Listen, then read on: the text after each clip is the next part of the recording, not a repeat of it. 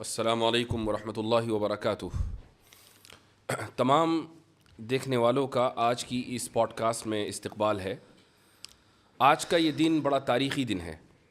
ابھی چند گھنٹے پہلے ہم کانسٹیٹیوشن کلب سے یہاں پہنچے ہیں اور تقریباً 10 لاکھ سے زائد لوگ چند گھنٹوں میں ایک ایسی ڈیبیٹ آلریڈی دیکھ چکے ہیں کہ جس میں اس تصور کو واضح انداز سے ثابت کیا گیا ہے کہ خدا موجود ہے، ہمیشہ سے موجود ہے اور ہمیشہ موجود رہے گا۔ اور آج کی اس ڈیبیٹ سے یہ پتہ چل گیا ہے کہ ایتھیسٹک ورلڈ ویو دلائل کے معاملے میں کتنا بینکرپٹ ہوتا ہے۔ مفتی شمائل احمد عبداللہ ندوی اور اسی طریقے سے مشہور ملحد اور لیریسسٹ جاوید اختر کے درمیان یہ جو ڈیبیٹ ہوئی ہے، اس کا لوگوں کو شدت سے انتظار تھا اور بہت بڑی تعداد میں لوگ ڈس اپوائنٹ اس معنی کر ہوئے ہیں کہ میں خود یہ سمجھ رہا تھا کہ شاید کچھ مضبوط دلائل ایتھیسٹس کی طرف سے آئیں گے اور ملاحدہ شاید کوئی نئی دلیل پیش کر پائیں گے۔ ہم اس میدان میں ایک عرصے سے کام کر رہے ہیں اور میں ہمیشہ یہ دعوے کے ساتھ کہتا آ رہا ہوں کہ الحاد بغیر کسی دلیل کے ایک بے بنیاد عمارت کے اوپر کھڑا ہوا ہے، اور الحمدللہ یہ بات پھر ثابت ہوئی۔ اسی طریقے سے ایک اور بات جو میں اکثر و بیشتر کہتا ہوں اور شاید لوگوں نے یہ بات کہتے ہوئے مجھے سنا ہوگا کہ تقریباً 70 to 80% کیسز میں الحاد کی وجہ مینٹل ٹراما ہوتی ہے، اور شاید یہی وجہ جاوید اختر صاحب کے تعلق سے بھی کہی جا سکتی ہے، اور اس کی ایک وجہ ہے۔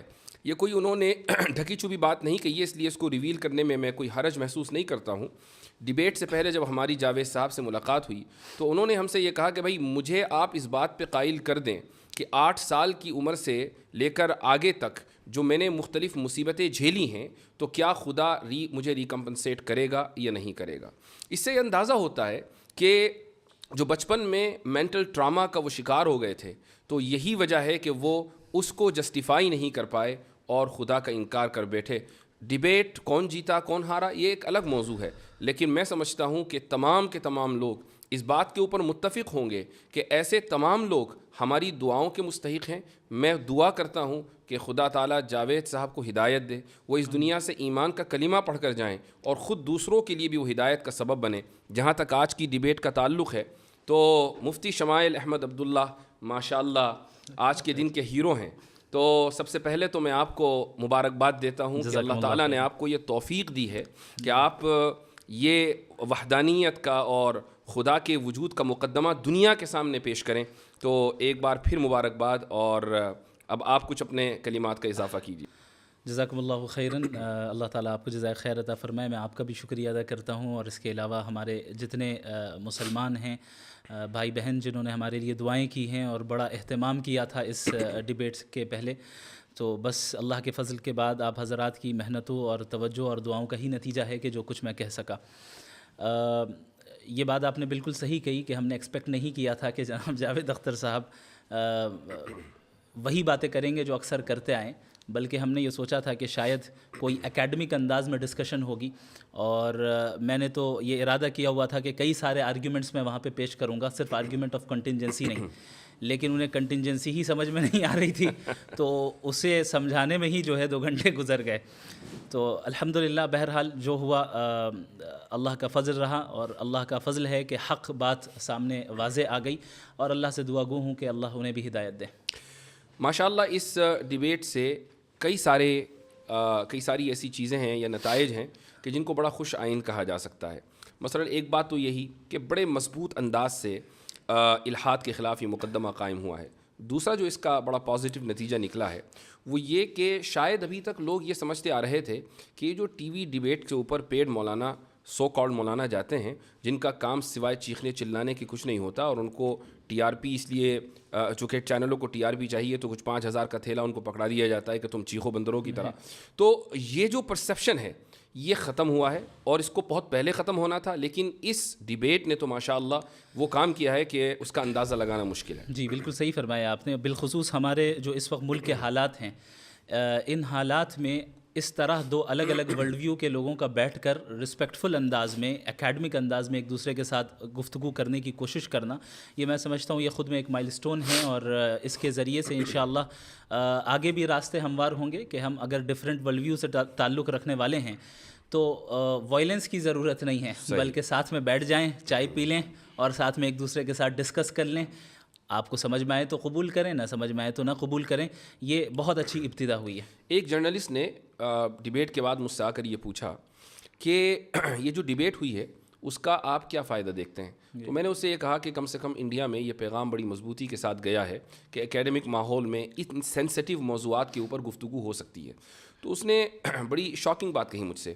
اس نے کہا انڈیا کا کیا مطلب, ساری دنیا میں ایسا ہی ہے, ڈیبیٹ ان موضوعات پر ہوتی نہیں ہے. میں نے کہا نہیں, آپ غلط ہیں. یورپ میں, امریکہ میں, دنیا کے اکثر ممالک میں ان موضوعات کے اوپر ڈیبیٹس ہوتی ہیں, بڑے ہی اکیڈمک ماحول میں گفتگو ہوتی ہے, دونوں طرف سے دلائل آتے ہیں, اور الحمدللہ ہم حق کا جو مقدمہ ہے وہ بڑے واضح انداز سے پیش کرتے ہیں. ایک جرنلسٹ نے مجھ سے بھی کچھ اسی طرح کا سوال پوچھا تھا. اس نے کہا کہ باقی چیزوں کو چھوڑ کر ڈز گاڈ ایگزسٹ پر ہی کیوں بات ہوئی؟ تو ہم نے کہا کہ بھائی ہمارے نزدیک گاڈ کا ایگزسٹنس جو ہے وہ در حقیقت سب سے بڑا مسئلہ ہے, اور گاڈ پر ایمان لانا یہ سب سے بڑا مسئلہ ہے, چونکہ باقی ساری چیزیں سیکنڈری درجے کی چیز ہے. ہمارے لیے ہم اس دنیا میں آئے ہیں, ہماری زندگی کا پرپس جو ہے وہ اللہ کو راضی کرنا ہے, اللہ کی اطاعت کرنا ہے. تو یہ سوال دراصل اس بنیاد پر مبنی ہے کہ آپ اس چیز کو ایک سیکنڈری اور پرائیویٹ چیز سمجھ رہے ہیں, اور سمجھ رہے ہیں کہ اس کی کوئی خاص اہمیت نہیں ہے, آپ کو صرف مادی اور مٹیریلسٹک جو ہے ترقی کرنی ہے. یہی ورلڈ ویو دراصل جو ہے مغربی دنیا نے دیا ہے کہ کس طریقے سے لوگوں کو مٹیریلزم میں مبتلا کر دیا جائے.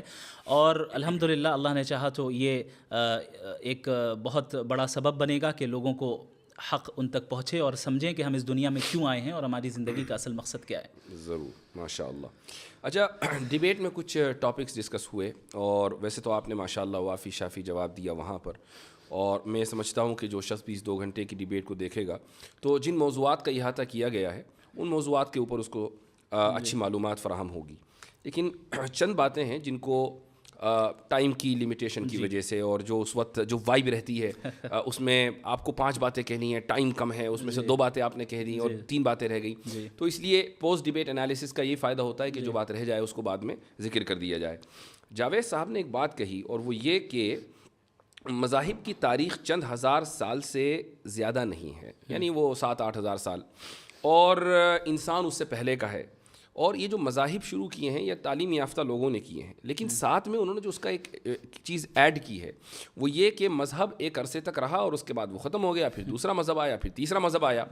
اس سے یہ پتہ چلتا ہے کہ خدا فانی ہے. جی اصل میں ان کی پوری توجہ ٹاپک سے ہٹ کے ریلیجن, چونکہ اکثر وہ ریلیجنس پر ہی بات کرتے آئیں, اور مجھے لگتا ہے کہ گاڈ کے ایگزسٹنس پہ شاید ان کی پہلی ڈیبیٹ ہے, مجھے نہیں نظر آئی.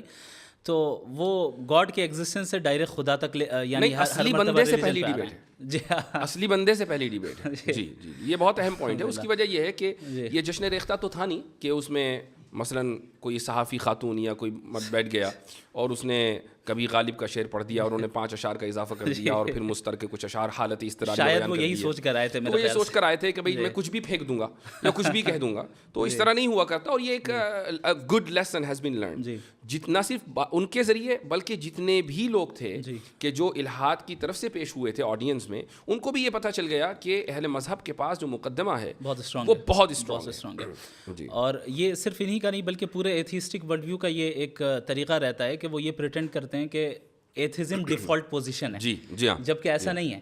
اگر ہم تاریخ میں دیکھیں تو جو بہت سب سے پہلا جو ملتا ہے ایتھیسٹ یا ایتھیسٹک فلاسفی جو ملتی ہے, اگر ہم ہندوستان سے ہی لیں تو تقریباً وہ میرے خیال سے 500 سے 600 بیفور کامن ایرا ہے, اور اس سے پہلے بھی مذاہب کے ہمارے پاس یعنی ٹیسٹیمنیز موجود ہیں, آثار ظاہر ہوئے ہیں, اور پتہ چلا ہے کہ ان سویلائزیشنز کے ہاں اس سے پہلے سے خدا کا تصور موجود تھا. بلکہ ہر مذہب میں اگر خدا کا تصور ہے, صحیح یا غلط اس سے قطع نظر, تو اس کا مطلب تو یہ ہوا کہ جب سے مذاہب ہیں تب سے انسانیت اس بات کے اوپر متفق ہے کہ خدا ہے. خدا کی تشریح میں تو اختلاف ہوا ہے, تو یہ تو یونیورسل ٹروتھ ہوا. صحیح. اور جہاں تک ان کا یہ کہنا ہے کہ مذاہب آئے اور چلے گئے, خدا فانی ہو گیا, تو وہ مذہب غلط تھا اس لیے فنا ہو گیا. اس کا خدا کہاں فانی ہوا, خدا تو باقی ہے. صحیح مذہب آج بھی باقی ہے. ہر مذہب فیت مانگتا ہے. یہ تو ایسے سردرد والی چیز ہے, پتہ نہیں یہ کس کھول میں مبتلا ہیں, اس سے کیوں نہیں باہر آ رہے ہیں. اصل میں رچرڈ ڈاکنز نے یہ ذکر کیا ہے کہ فیتھ اور بلیف میں فرق ہے. فیتھ وہ ہے جو ارریشنل ہو اور اس کے پیچھے ایویڈنس نہ ہو, اور بلیف یہ ہے جو ایویڈنس بیسڈ ہو, ریشنل ہو, اور خود آپ ایکسپیرینس کر سکتے ہو. تو وہ ان کا اپنا ہے بھی نہیں.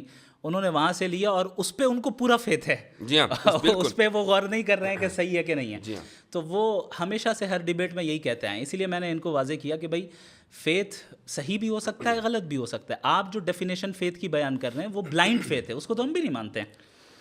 دو باتیں انہوں نے اور کہی ہیں. جی. ایک بات انہوں نے یہ کہی کہ انسان کی پیدائش رینڈم ہے, اور دوسری بات انہوں نے یہ کہی کہ انصاف انسانی تصور ہے.